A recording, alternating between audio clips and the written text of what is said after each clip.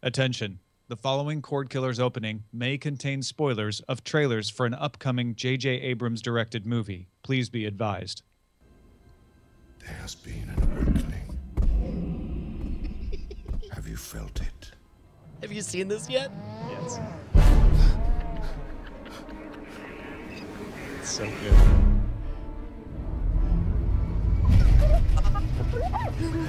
What I love is every single one is a specific reference to something they did in the special edition.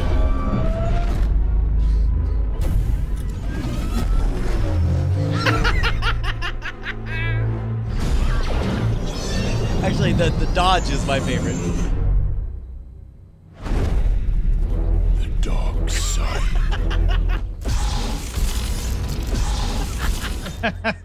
And trade negotiation. All right, let's go, go, go, go, go, go, go!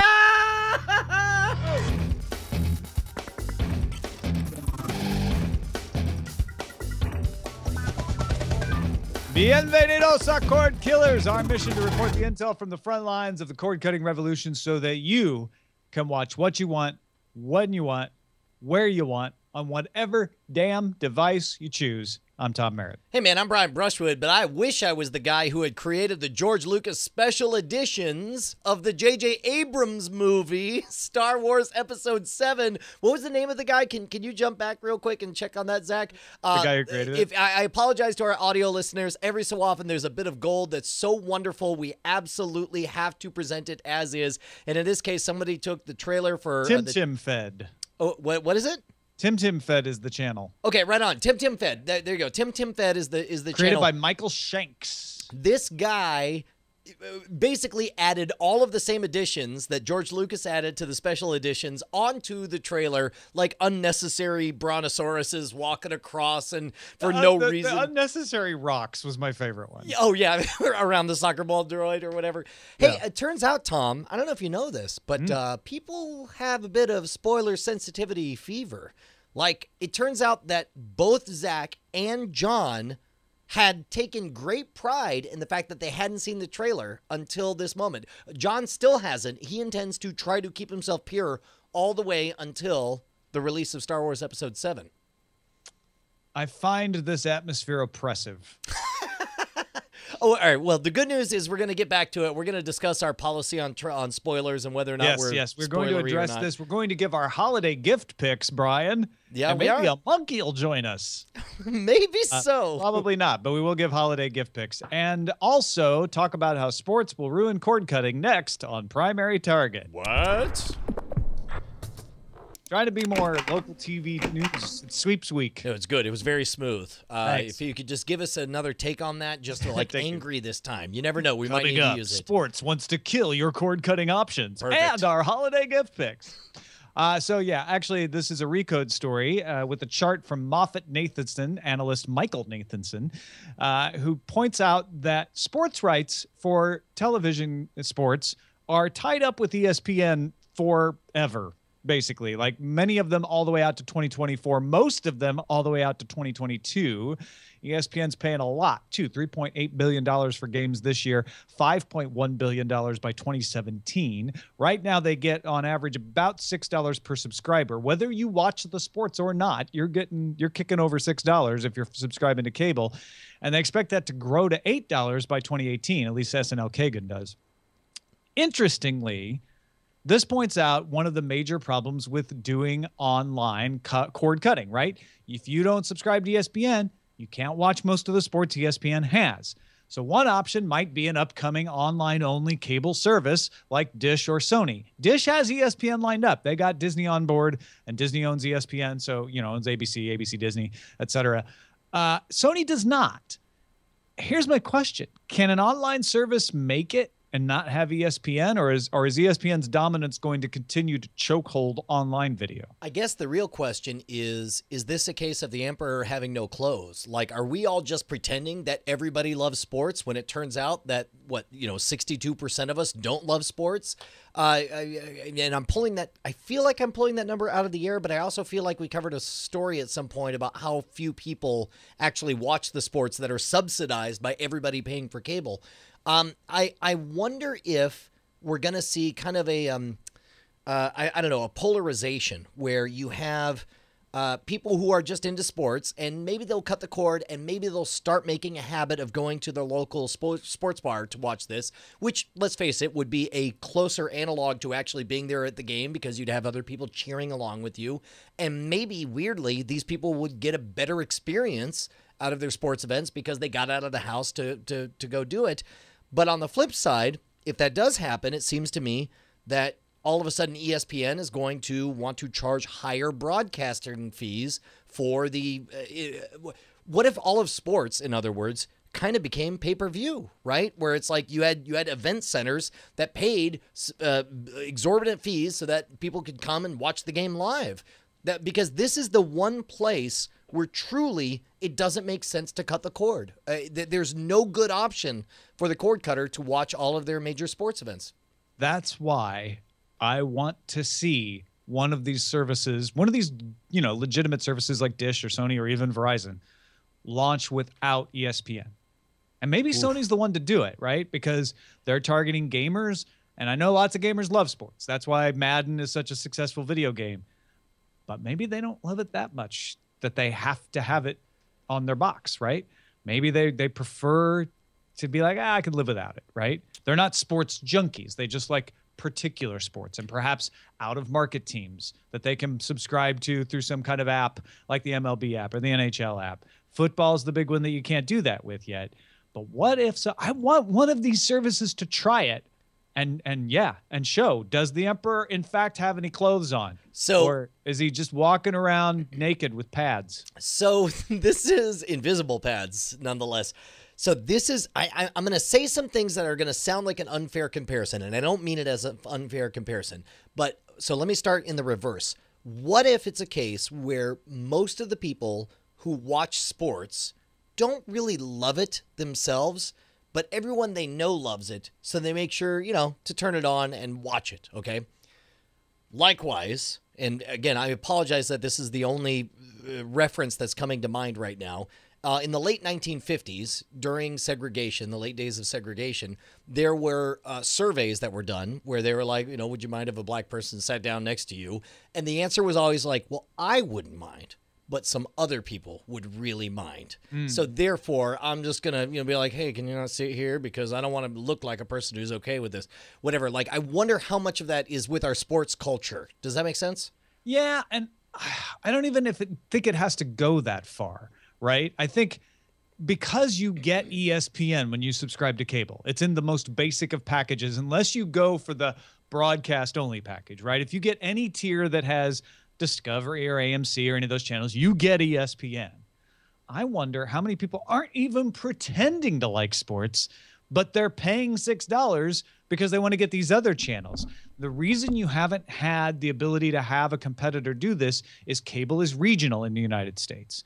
So if I am in a region, I need to go ahead and pay to have ESPN show up on my basic tier as a cable operator because I know there are sports people out there and I don't want to lose them, right? I have to have it on there. That's essential. Is it but fair? If I'm a national or international operator like Sony or Verizon, maybe I realize, you know what? I'm competing across a much larger market. I can go for a slice of it. I can go for that slice that doesn't want to pay that amount. And therefore, I can save money, which is essential to launching a new online service, is to launch it without having to pay those exorbitant fees. Maybe it makes sense for somebody to do it in that direction so that they can provide a service like, hey, for those of you who don't care about sports, get our cheaper online cable that doesn't waste your money. It's not even, you don't even have to make it a la carte or unbundled. It's the pitch of like, hey, ours is more affordable because we know you don't care about sports. So it seems to me, and this is pure conjecture, which means it's almost certainly wrong. So if you want to write in and say that I'm wrong, then I will accept that because I almost always am wrong about everything. But it seems like there's three segments. There's the segment that loves sports enough that they'll buy extra packages. They'll subscribe even to would it be fair to call wrestling a pseudo sport in that it's a performance art, but not blurs Well, I the wouldn't line? bring in wrestling because they're the other example of like they went online. right? They're already on. The example for the cable is like, I'll pay for the NFL Sunday ticket. I have to have DirecTV because I want the chance to be able to give you more money to watch my sports. Right. And then on the flip side, you have half of the internet that very proudly wears their not in sports understanding badge on their shoulder, including me. I play that cheap gag from time to time. But then in the middle, you have people who like, I care about sports to the extent that everyone around me cares about sports. And this is where things get a little bit weird for me, because if fewer people around you care about sports, because I actually, as much as I pretend and I call it sports ball and I pretend not to understand it, I actually fall into that middle category. I wonder if fewer of my friends are talking about sports, how my interest goes on that. Does that make sense? Well, and then, right, if all of a sudden you're like, well, I don't really care about sports, so I'm going to get this online cable version because it doesn't have ESPN, but I don't really care about that. And I could still go over to my friend's house or the bar, like you say, if I'm really interested. All of a sudden, can ESPN continue to afford to pay $5.1 billion in 2017 when you don't have these non-sports fans kicking in? I mean, there's a whole separate conversation for a sports podcast of, is all of sports and their salary structure based on a lie that is subsidized by people who don't care about sports? I mean, I hate to say it, for but the channel. I think that I think certainly some of it is subsidized by people who don't care about sports. But the interesting part to me is what amount of them are subsidized by people who claim to care about sports but wouldn't care if all of a sudden it wasn't on their screen all the time. You know what I mean? Because right. it's a self-fulfilling thing. Well, I can still get local channels and watch the local games. And like, what effect does that have down the road if they're like, I'm not watching as much. I still care. I just don't watch it as much. And then that affects the revenues. And I don't know. It's an interesting, somebody's doctoral thesis should probably look into that. Yeah, but I'll tell you what, somebody else should write a doctoral thesis about the 1,946 awesome bosses that we have. I want to make a science fiction movie called Awesome Bosses. It's set in 2035. 0.06. It'll be in June of 2035 in order to honor the amount that people pledge per episode for this fine podcast. We can't thank you guys enough, man. I think, we're coming up at the end of the year, Tom, and it occurs to me that 1 year ago, it's December of last year. Our lives, the birth of Cordkillers happened in December of 2013. Our lives changed. And I don't know if people realize this, but one of the things that was possible because of the amount that you guys pledge is that I've had 6 on the road stage shows. I used to be a touring performer doing 100 to 120 gigs a year. And when I could, I would squeeze in a little, horse crap on the internet here and there. And because of the fine patrons, all of our fabulous bosses who we love so much, it's been possible for me to make Cordkillers one of my primary efforts, and I'm so super excited about it. Thank you, guys. That's all I wanted to say. Yeah, absolutely. 100% agree. Almost a year. I'm actually trying to find when we actually registered the domain name. I want to say it was later in the month because we went back and forth. Like we were like, oh, cord cutters, this is available, cord cutters that. Oh, I know. We have all kinds of ridiculous names. And then I remember being like, we need to be like cord cutters who are angry. We need to be cord killers. And there was something about it that just like a lightning strike just felt right. Yeah, no, it's later in the month. I can't find the date right now. I'll look for it later. But seriously, you guys, it's been amazing. Cordkillers has far exceeded our wildest expectations thanks to you and your support. Patreon.com/Cordkillers. Thanks every single one of you. Let us move the show along and look at signals intelligence. Yes, let us examine these signals and their intelligence. All right, just a real quick one here. A poll from Centrist Marketing Science, written up on Recode, shows that more Netflix viewers say they watched the service's original programming in the third quarter of this year than in the first quarter of this year. So it's rising. 72% of people say, yeah, I watched the original programming. 57% said they watched the original programming in the first quarter. So this is all self-reported. But the younger the viewers, the more likely they were to have watched original programming. Brian, are we starting to see the transformation of Netflix into really being thought of as an HBO rather than an all-you-can-eat TV service? The big thing is, and again, it's important to point out that because we don't have any real numbers, these are self-reported numbers, but even if it is an erroneous self-assessment, the fact that people are self-assessing as the kind of people who watch Netflix originals is in and of itself a news story, right? I mean, it's like they have said from the beginning that we are following HBO's playbook. We are going to deliver a underdeveloped area. Then we're going to go into extraordinarily high-quality originals, and we are going to build a reputation for bringing one-of-a-kind programming that can't be seen anywhere else. And damned if it doesn't look like it. And even if they haven't actually done it, they have everyone believing they've done it, which is pretty much the same thing. And I hear people talking about Netflix and saying Orange is the New Black, right? And House of Cards, obviously. And they're really thinking of Netflix as a place with those shows more often. I still definitely get, like, before the show, Jackie Hearn pointed out, hey, the Dark Mirror is available on Netflix now, and everybody gets excited. How many seasons? All of that. Black Mirror, sorry. Which I'm super stoked about, by the way. It's like, can we just agree right now, Pinky Promise, that we're going to watch Black Mirror going in? We can do spoiler in time? Yeah. Now that we can do it legally. So there's still that aspect of it, but I think it's fascinating that we are seeing that transformation where it's not just the place where you catch up on old shows. It's certainly not the place where you rent DVDs, which was once, during the frame rate years, right? We were still like, will they really be able to transition? And they've totally transitioned. They're a channel now. Absolutely.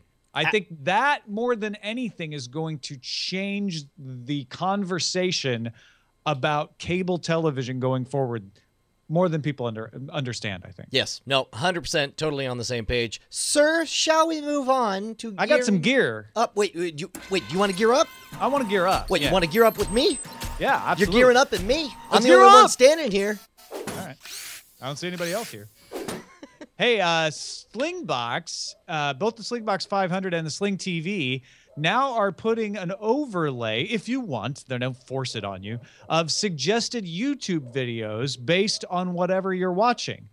So they give an example in this Engadget story, like you're watching Jimmy Kimmel, and and it's his. Let's say I'm going to make this example up. Let's say his celebrities read bad tweets. You can see the other segments from that show show up on YouTube, and then click them and watch. Here's the problem. I think this is a great idea. I just really don't believe it's going to be implemented, or that it sounds to me like it serves a need that none of us have. Because if you are accessing your Slingbox, you are doing it because there is a specific thing you want to watch. You are not accessing your Slingbox to sort of coast around to see what's next. I mean, that's what YouTube lives, thrives, and survives on. Okay, but and I'm not sure this is really going to change your opinion much, but let me point out that what Slingbox is thinking is this isn't when you're accessing the Slingbox remotely so much as also when you're watching television. It's a set-top box behavior. They're trying to get people to use the Slingbox as a set-top box in addition to being a thing that slings things to your remote view. Man, I'd hate to say that, but that's even worse, because the Slingbox is one thing. It's the magical bridge that connects my cell phone to my television at home. If I'm in my television at home, why on earth am I looking through my Slingbox? And why on earth would I be thrilled with all these distracting, like, hey, you could be watching other crap from... Well, if you've got a Slingbox set up, you're always looking at the Slingbox. So right? in other words, I think that's what drives Sling crazy. It's like, I've got it set up. I'm watching my TV. It's going through the Slingbox. I don't think about it, right? Because I don't care, because I'm not using it remotely. And Slingbox is like, God, we're right there. They're using us. They're using our box. Their signal is going through. We need to do something more with that. And what you're saying, I think, is perfectly logical, and I agree with you, is like, yeah, but that's not why I bought a Slingbox. Yeah, no, essentially the big announcement is Slingbox says, hooray, pop-ups. Like that's not what I want. I don't want. Although, because this is what I do, I want to look at it all the different sides. If Roku said, hey, guess what? We now have a Sling feature. So if you run your TV signal through your Roku, you'll not only get all the great Roku apps, but you'll also be able to watch your local television signal remotely with the Roku app. We'd all go nuts. And that's exactly, Sling's trying to do that from the other direction. I just don't see it working. I think that Sling has crafted a very deliberate segment of the market that means a certain thing, and this is a diffusion of their brand. It doesn't add any value. It's a distraction. It's essentially Like if this announcement said related ads on Amazon instead of related YouTube videos, we'd be up in arms. We'd be punching them in the face. But somehow the fact that it's like, watch related other videos that are monetized on YouTube from legitimate channels that are partnered with YouTube. But again, you have to call it up. It's not something that is forced upon you. And I think nobody's going to use this. I don't think nobody thinks of the Sling box as a set-top box. And no matter what they do, they won't. Yes. It's just really difficult. But what do you think of that? If Roku provided Sling functionality, wouldn't people be over the moon? Yes. Well, because in one case you are adding a benefit that you're like, oh, I wanted my thing to do one thing, but now it does the other thing. That's great. And I think that's the problem is Sling is adding things that already interact with the programming what you have. Sling needs to, if they want to do this, I think what they would need to do is come out with a box. They're like Sling Plus. This is now a Roku competitor that also has our classic Sling functionality. There you go. See, and you nailed it. That's exactly what it is. You know why? Because they would be launching a new brand. They would be launching a new device that has this set of rules. Instead, what they're doing is they're taking, and this is the classic move, is they're taking an existing brand and figuring out how to squeeze more value out of it. And unfortunately, they're doing it at the expense of the actual brand. Because when we think of Slingbox, we don't think of, oh, that awesome device that serves up related YouTube videos to whatever I'm watching because secretly it's spying on me. We think that's the thing that bridges it to my cell phone, and that's what they need to focus on. Brian, it's Cyber Monday as we record this episode, and with the holidays upon us, lots of people are looking for holiday shopping advice. You know what, Tom? I'll tell you what. I don't buy anything on Cyber Monday unless it reminds me of my favorite technology news sources or is related merchandise to discussion clubs about swords and or lasers. Actually, I was going to go into the cord cutting gift part. But since you ask, that's a good point, folks. Daily Tech News Show and Sword and Laser are two other shows that I do. Daily Tech News Show is what it says. It's a daily show about tech news. Sword and Laser is sci-fi and fantasy. And they both have stores now. Sword and Laser's had one for a month or so. Daily Tech News Show just launched it. So if you're looking for the Sword and Laser anthology, something good to read, you can get the ebook there. You can get the printed version. You can get T-shirts with 3 Dragon Moon. If you like dragons and you like 3 Wolf Moon, this is perfect for you. You can also find all kinds of other cool stuff, Flask, things like that. And then at the Daily Tech News Show... Holy crap, the Flask is for sale now? Yeah. Dude, that Flask is the jam. It is a leather-wrapped, what is it, like an 8-ounce or a 3-ounce flask? Remember how I think it's 8 5.6 ounce flask wrapped in leather and like stamped into the leather. I assume handcrafted is the Sword and Laser logo, and you got an actual sword and an actual laser pistol. This thing is awesome, and let me tell you guys, you're gonna go to Nerdtacular, you're gonna go to Dragon Con, you're gonna go to Comic Con, you're gonna find yourself in a place where you want to throw up a beacon. Look, white supremacists, they tattoo a swastika on their neck because they need to throw out a beacon to their people. You don't need to do that. Please don't. In fact, we recommend you don't. Instead, why don't you show up to a convention wearing a Sword and Laser shirt, a DTNS shirt, or rocking that sweet, sweet Sword and Laser flask, which I totally want. Then that way everybody knows that you're in the same club, man. DailyTechNewsShow.com/store, SwordandLaser.com/store. for your holiday shopping needs. But what I was really getting at, Brian, is if you could buy one cord cutting gift for someone out there, if you're like, you've got that guy on your list who's like, I'm ready to make the leap, but I need help. I need something to get me over the edge. What would you buy him? Dude, I'm going to surprise you here. Oh, yeah? I would buy the Fire Stick with the voice control remote. Now, is that because you just got yours and you're all in love? No, because... the kids have experienced the Chromecast, right? They watch most of their content through the Xbox 360. They understand set-top boxes. Penny has a Chromebook computer that can, sling to the Chromecast or whatever. But all of those, there's a division. There's like, do the one thing, set it up, press the button, and then it goes to the other thing. The Fire Stick is so dead simple. My kids, I didn't have to explain to it. My kids watched me click a button and say...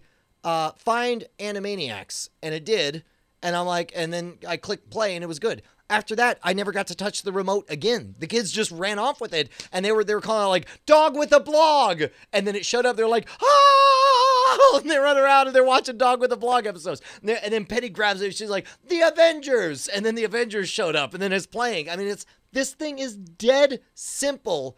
And it does exactly what it says it's going to. To be honest, I still have not messed around outside of the Amazon Prime ecosystem in this.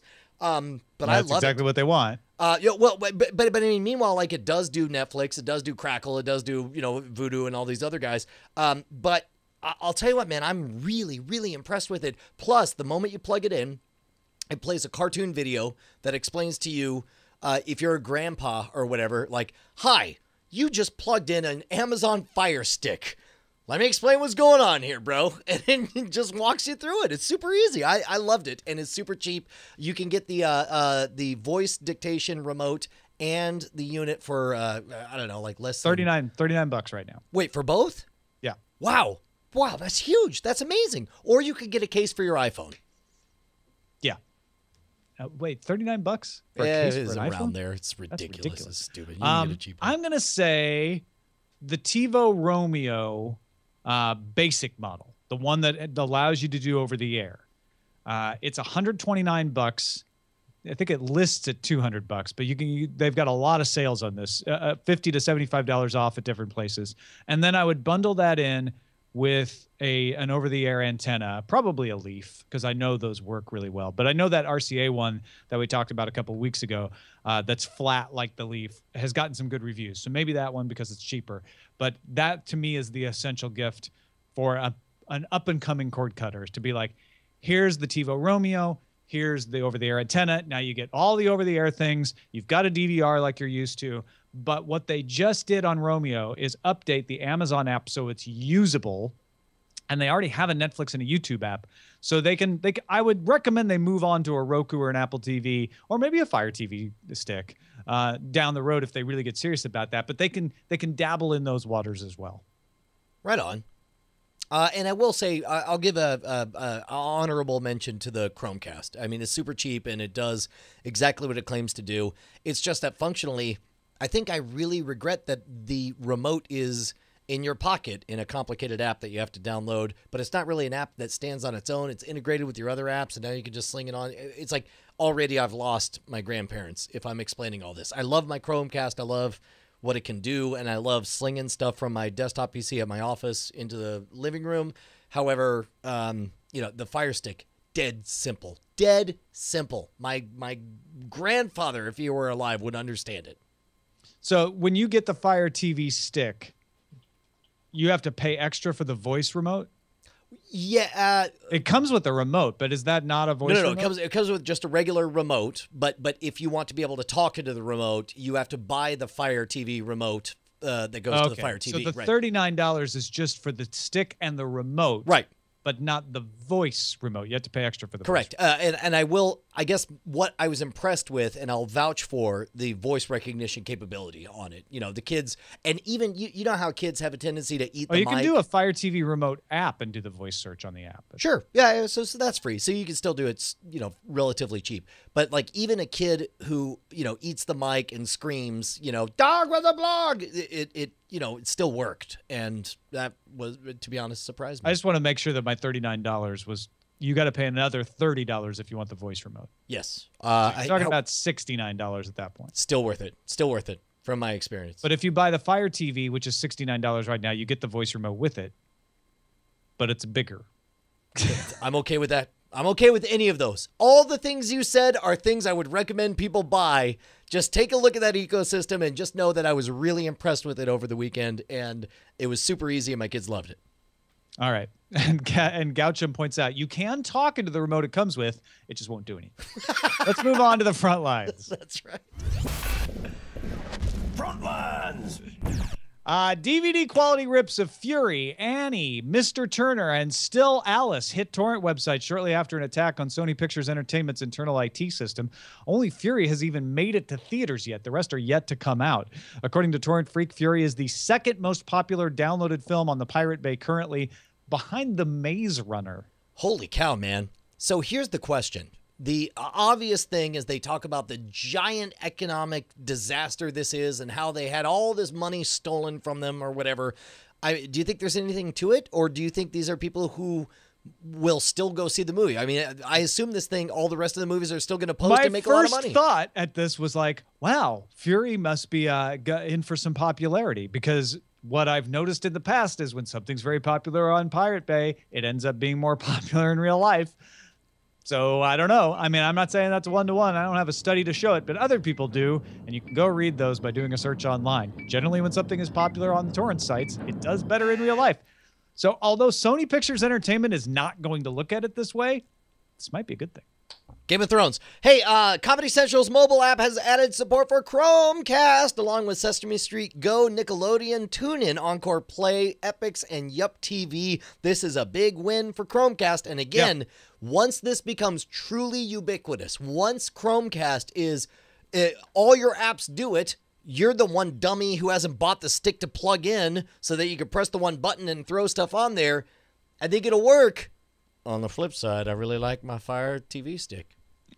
And Netflix announced that the third season of its best-known streaming TV series, House of Cards, will be available February 27th, 2015. I like the way they did this. If you can scroll down, Zach, I think you can see the actual tweet here. There you go. Take a look at the tweet and click play on it. And all they did was House of Cards tweeted out a special message from the White House. And you click it and you see a video. Oh, it could not be Sometimes displayed. you could see a video. It depends.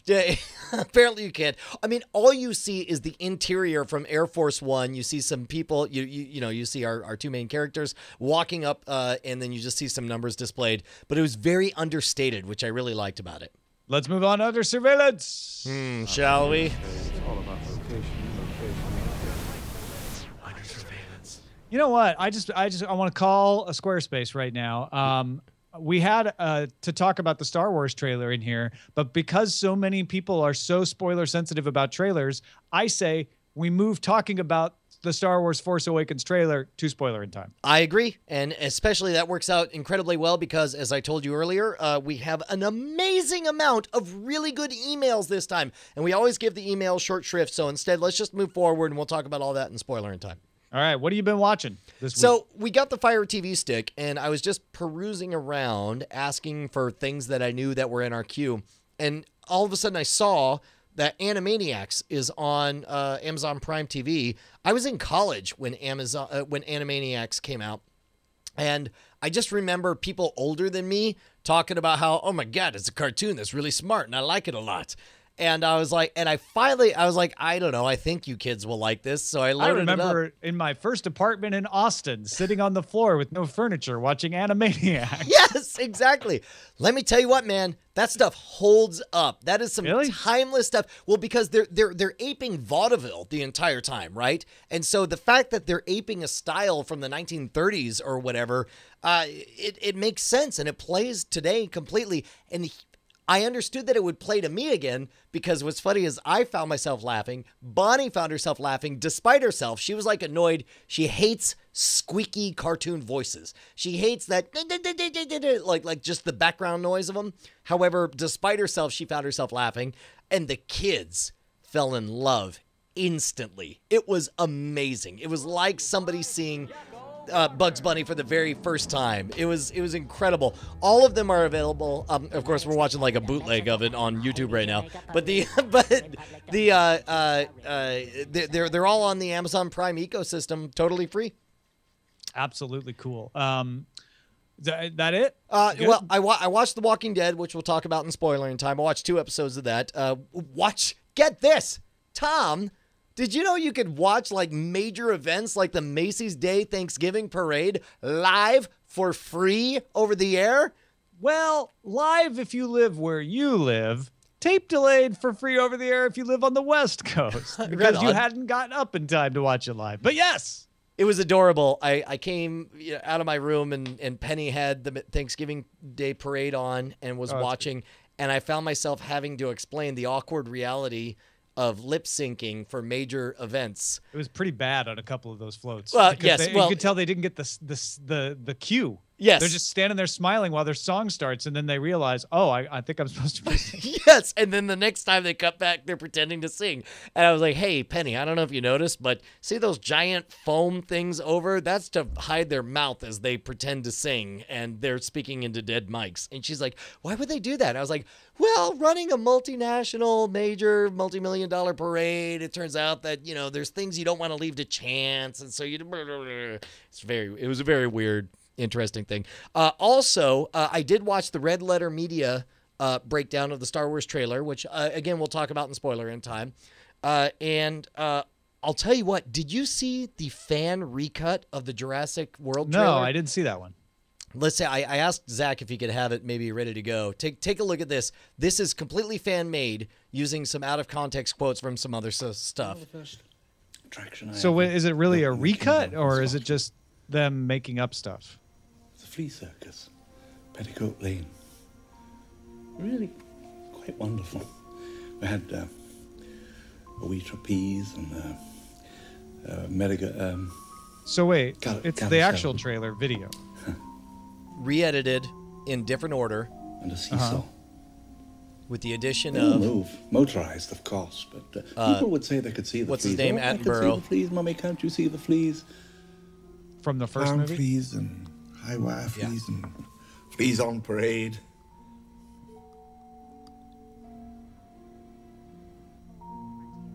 But with this place, I wanted to show them something that wasn't an illusion. Something that was real. Something that they could Okay. see, touch. I mean, not devoid of merit. oh, it's so haunting. I have to watch it, like, not in the middle of the show. Sure. 'Cause I But could that see was where cut together the by- chills should come in. Yeah, just search for Adam Fox Jurassic World trailer recut, and I believe that the whole flea circus thing was it Richard Attenborough or his brother David? I don't know. I can't tell. They're all the same limeys. Sorry, limeys. I believe that was like from a cutscene in the original Jurassic Park. It was there. He's sitting there talking in the. Oh wait, talk on mic. Here we go. Zach knows about this. It's the scene where he's sitting there talking in the cafeteria or the dining thing, and he's explaining how it all started off, how everything, he wanted this grand illusion, and this was his chance to do something he couldn't do when he was a young man. And I remember that scene vividly because I was like, oh, I liked it in the book more, but I did this. Well, and in this case, they gave the speech, and if you couldn't hear it because we were talking over it, sorry, he talks about a flea circus, and you see images from Jurassic World, and Jurassic World, of course, takes place in a place where, yes, Jurassic Park happened, but eventually they got it all figured out, and now it's SeaWorld. Only, shocker, things go wrong. Wait, spoiler. So, at any rate, I thought it was haunting and beautiful and amazing, and the democratization of artistic ideas is the greatest thing to happen in my lifetime, and I love that somebody's able to take these elements, chop them up, throw them up on YouTube. I watched all the things I normally watch, including Big Hero 6 at the movie theater, which I enjoyed. So let's move on to the movie draft.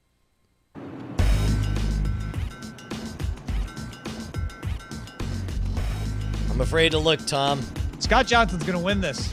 What? Big Hero 6 and Interstellar are giving him more still than I'm getting out of the Hunger Games Mockingjay Part 1, and I'm not doing bad. $225 million.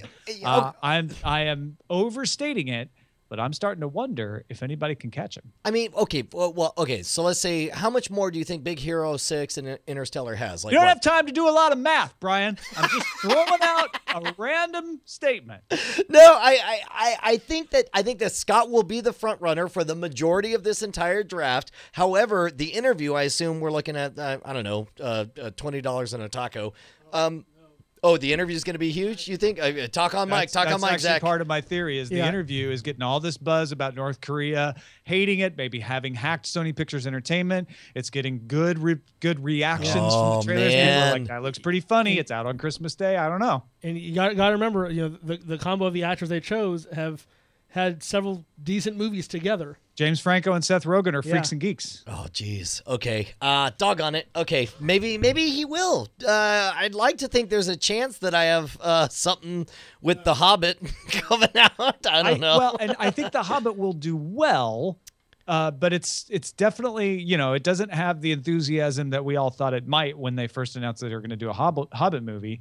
So then you're kind of relying on Annie, which also has a lot of positive buzz around it, but I'm less clear what that's going to be. Well, didn't you hear? It's been leaked on the internet, which means nobody will watch it in theaters. Yeah, but it's not the number 2 torrent. Okay, no, that's true. Touche, sir.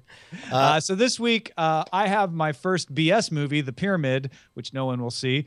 And then top 5, your movie is coming out along with Wild, which is my other movie. So I'm screwed by the end of this week. Yeah, we'll see. It's this is what I love about the draft is you never know. I mean, it's like we have seen drafts where between me and Scott Johnson, it was a matter of $100,000 per week as one of us creeped slightly ahead of the other right up until the deadline.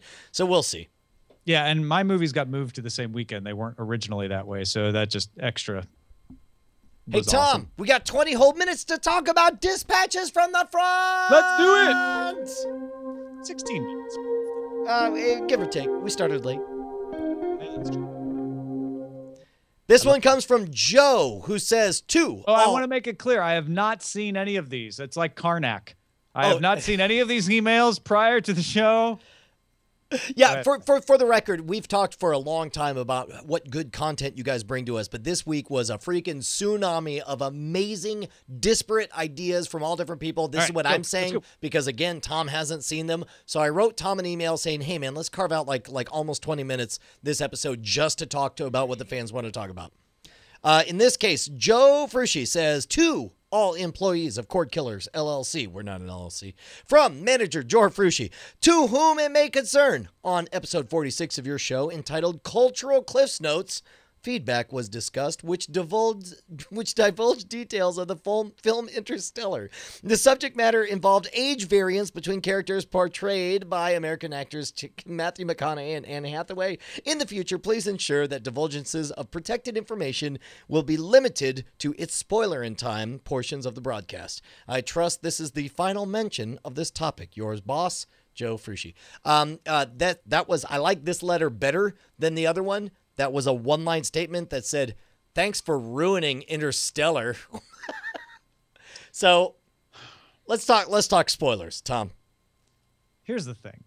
I once was a great defender of not spoiling, ever. Like being very sensitive to it. Was always saying things like, you know what, let's be careful. Let's not spoil things. Back when people were very sensible about what actually spoiled a movie, which was major plot points, surprising twists, etc. But you were still allowed to actually talk about movies and the fact that characters existed in movies and general premises that were in the movies.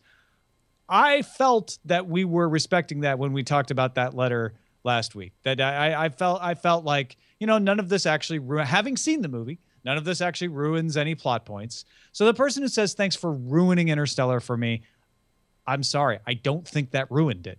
In fact, when you go see it, I think you'll see that. Well, for Joe is expressing a more moderate and common, which is like, if you say anything about the movie, any details about the movie, it spoils it for me. Please don't do that. And I'm starting to find this oppressive. By the way, real quick. We can't talk about TV and movie shows now at all without being extra sensitive that like, well, if we say anything about anything, it's going to spoil it. No, I just don't believe it will. Now I'm still on the side of like, but if you feel like it will, I guess I'm going to believe you and I'm going to try not to do it. But it really hogties people actually having discussions about anything. I felt like spoiler in time should be like, we watched the episode and we're going to talk about the way it ended and everything that happened in it. Not spoiler in time is for when you mention any single detail about any single thing. It really seems to be, clamping down on your ability to discuss anything. For the record, Joe made it very clear in his email that, by the way, I'm just joking. I hope you don't mind the tongue-in-cheek format or whatever, but it just seems like this is the kind of thing people get bent out of shape over.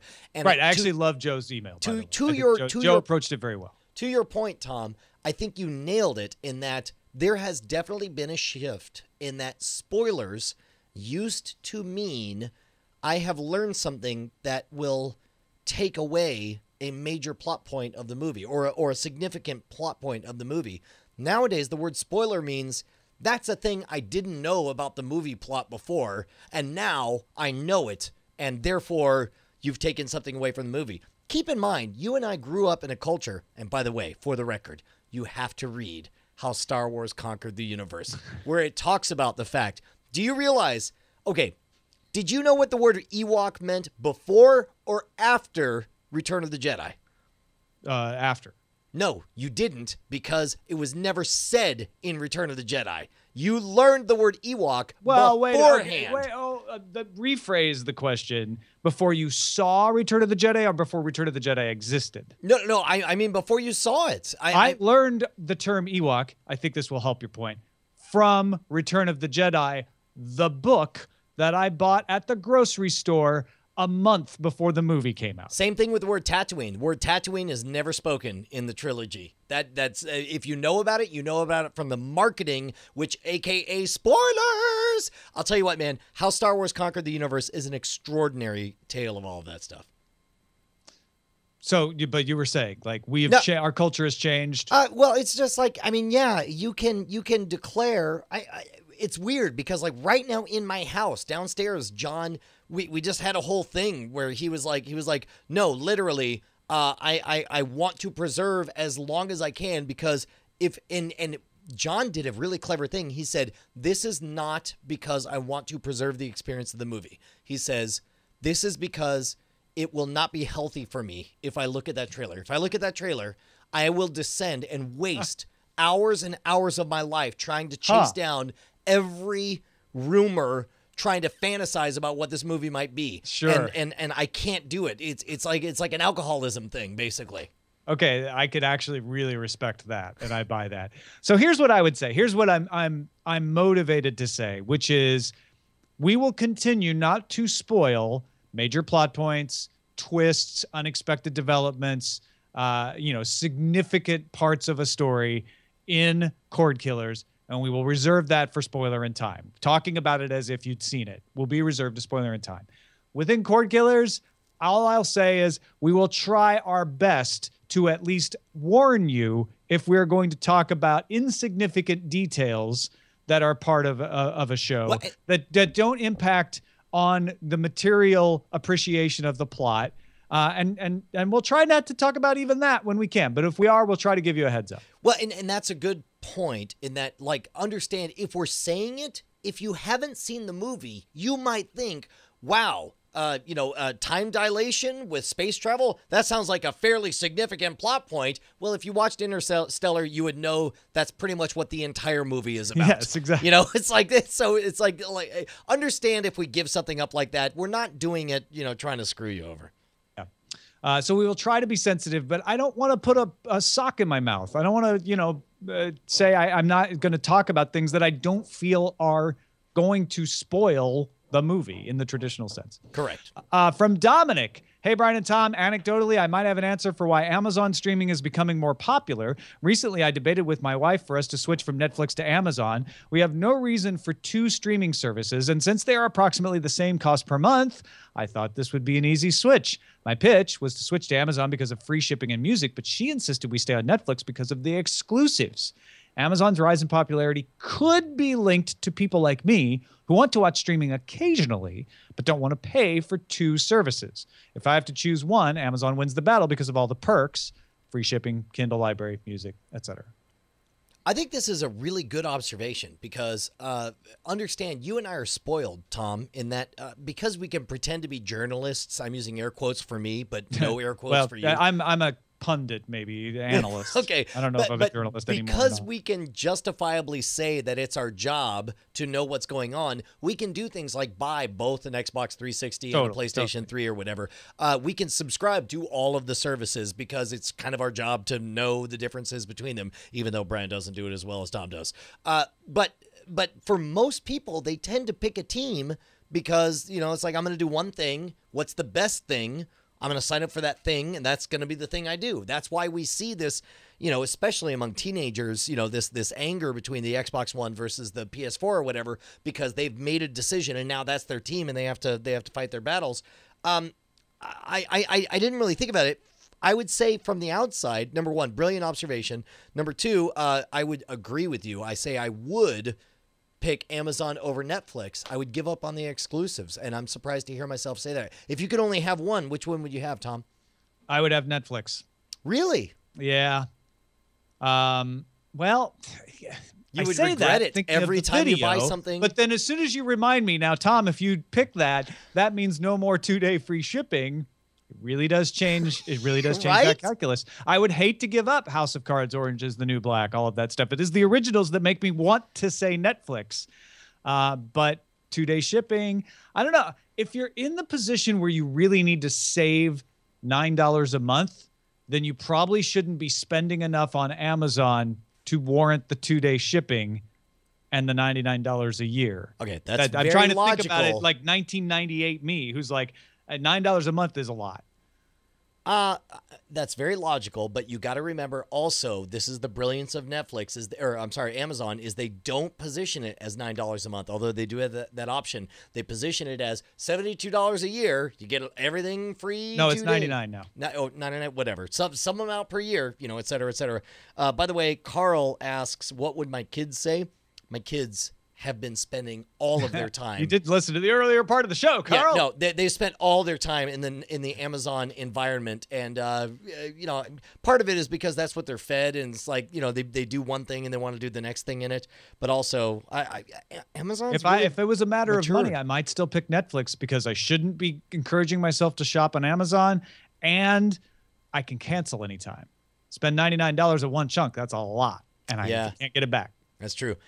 Brian and Tom, if you have not seen Gordimer Gibbons' Life on Normal Street on Amazon Prime, you're missing out. This is a smart, sweet, funny kids show on an Amazon Amazon original. It's not the flashy, over-the-top laugh track shows from Disney Channel, which is a refreshing change of pace. So great to see smart kids content coming from these online providers. Your boss, Maxwell. Thank you very much, Maxwell. Thanks, boss. My kids have started watching Android, ANNED. We talked about it on the show, Androids, which I've cut a little bit here and there of, and it looked way smart. But again, they're also watching Dog with a Blog, which is that same formulaic Disney Channel, whatever. So whatever. I'm glad to hear this is out there, and I will recommend it to the kids. Yeah, awesome. I love getting recommendations like that. Thanks, Maxwell. Albert says, I've noticed on the podcast every now and then Hulu Plus gets downplayed. I'm confused as to why. I think by implying it's not a good service is actually a disservice to potential cord cutters who want to drop their cable/satellite TV services.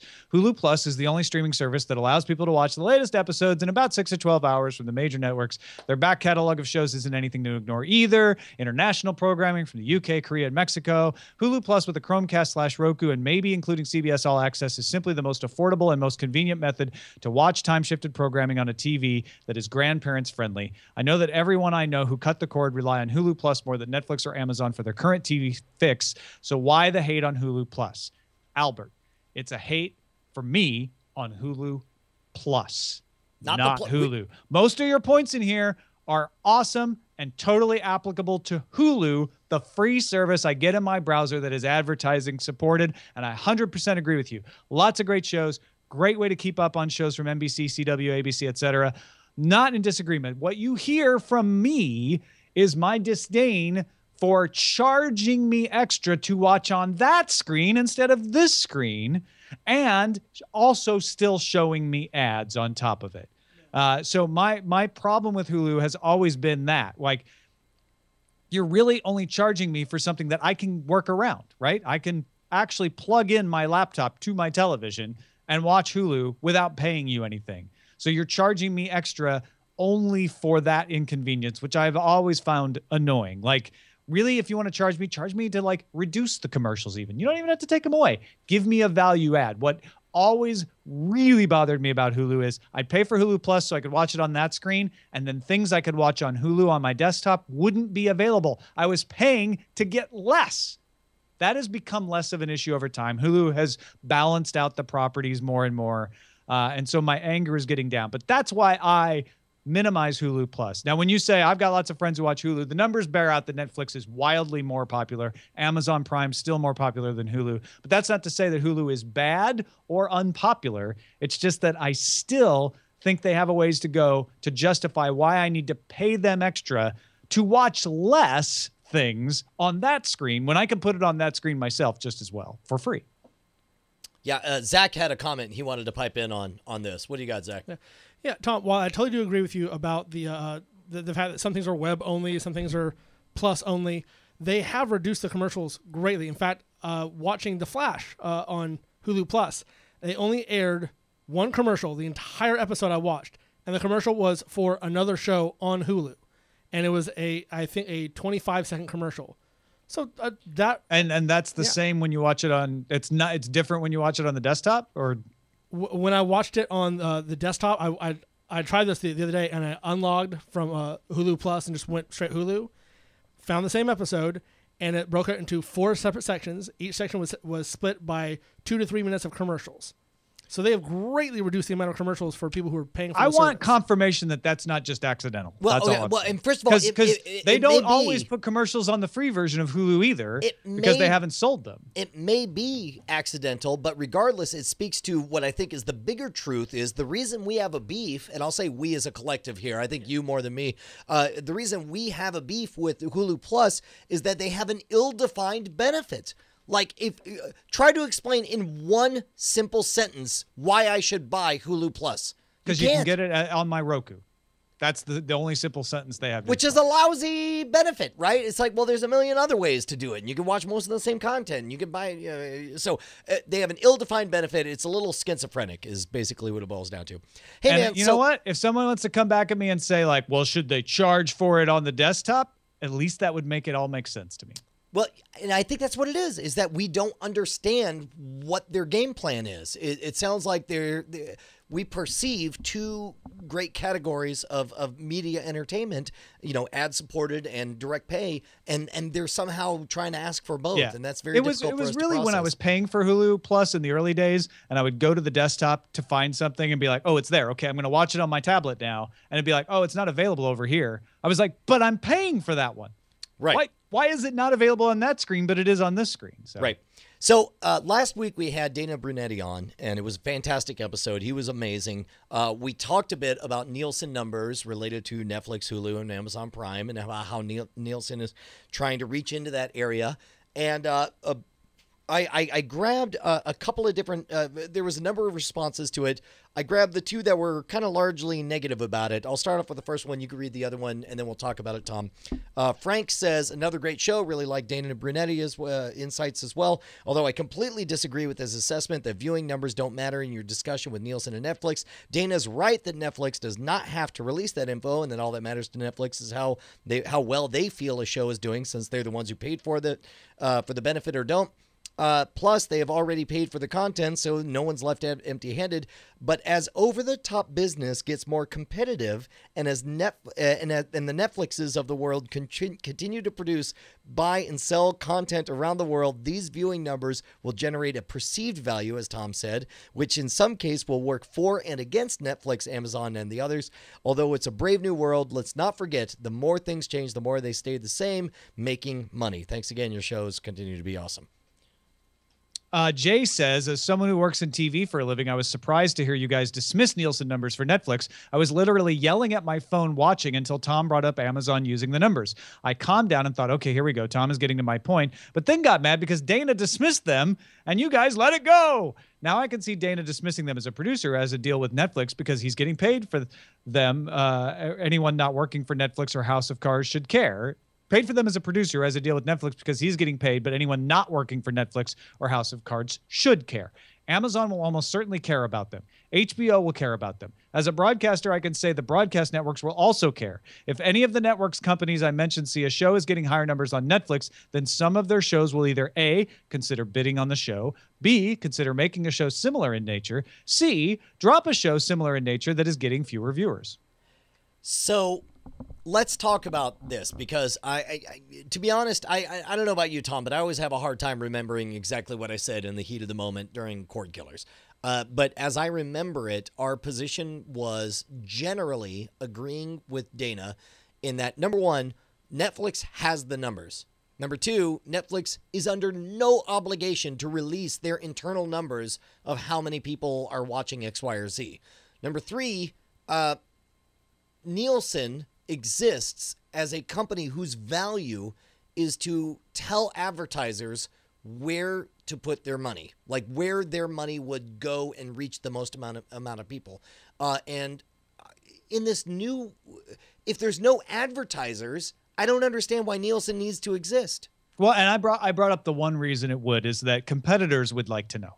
I, as Amazon or HBO, et cetera, would like to know so that I can have some intelligence about my competitor. But that's and Five Guys. And I don't think Dana disputed that. He's like, yeah, maybe, but that's not enough to keep a business. And then I said, but wouldn't you like to know if a similar show has done well on Amazon when you're going into negotiations with Netflix to say, hey, I know these kind of shows do well on Amazon. I can go across the street as a negotiating tactic. And Dana dismissed that. He's like, nah, it's really not that valuable to me. So if someone in the business is telling me that, then, the fact that broadcast networks would like to know so that they can consider bidding on shows or not, maybe a reason for the Nielsen ratings to be valuable. And Nielsen's banking on that, obviously. And we'll see. So here's the thing. Nielsen, as I understand it, exists right now because there are hundreds of thousands of interested parties, all of which, before they spend $1, would like some intelligence about who's doing better than other people, right? Now, below those hundreds of thousands of people are the billions of people who are kind of curious, like you and me. Like we don't really have a dog in the fight if House of Cards outperforms The Big Bang Theory or whatever. But it's like, we'd like to talk about it. We're gossipy, people, and we want to know. But we're not interested to the tune of paying even 1 red cent for that stuff. So if in a world where there is no advertisers, you cut out hundreds of thousands of interested parties who are willing to spend money to find this stuff out, and all of a sudden you have 5 players in the online original content space, and those 5 very likely are quietly trading numbers behind the scenes or selling them off to each other. I don't understand the role for Netflix or for Nielsen in this world. Yeah, I do. I understand a role for Nielsen. I get what you're saying, which is you think of Nielsen as the place that helps advertisers. And in the future, if advertisers don't matter to a lot of these channels, then Nielsen doesn't matter. But that's not what Nielsen's business is. And I don't know if Nielsen thinks of it this way or not. Nielsen's business is measurement.